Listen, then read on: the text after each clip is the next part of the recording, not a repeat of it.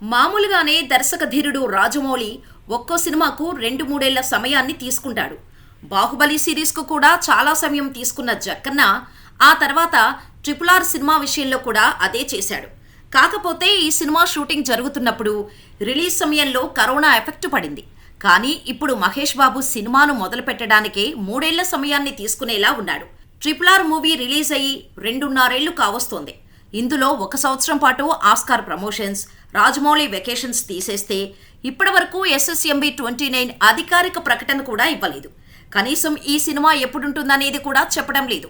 Industry వర్గాల్లో ఇదిగో అదిగో అనే వార్తలు తప్ప జక్కన్న మాత్రం పూర్తి స్థాయిలో ఏ విషయాన్ని చెప్పడం లేదు.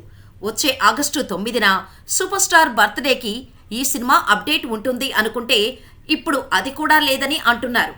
అంతేకాదు ఈ ఇయర్ ఎండింగ్లో సెట్స్ పైకి వెళ్లే ఛాన్స్ ఉందని వార్తలు వస్తున్నాయి. చెప్పాలంటే ఈ సినిమా స్టార్ట్ అవ్వటానికి ఇంకా చాలా సమయం పట్టనుందని తెలుస్తోంది.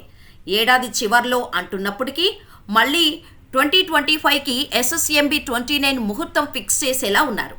అదే జరిగితే ఈ సినిమాను మొదలు పెట్టడానికే రాజమౌళి 3 ఏళ్ల సమయాన్ని తీసుకున్నాడని చెప్పాలి. మరి షూటింగ్ అయినా త్వరగా అవుతుందా అంటే గ్రాఫిక్ వర్క్స్ ఎక్కువగా ఉంటుంది కాబట్టి ఎంత కాదనుకున్నా మరో 2-3 ఏళ్ల సమయం తీసుకోవడం గ్యారంటీ. మరి రాజమౌళి ఎలా ప్లాన్ చేస్తాడో చూడాలి.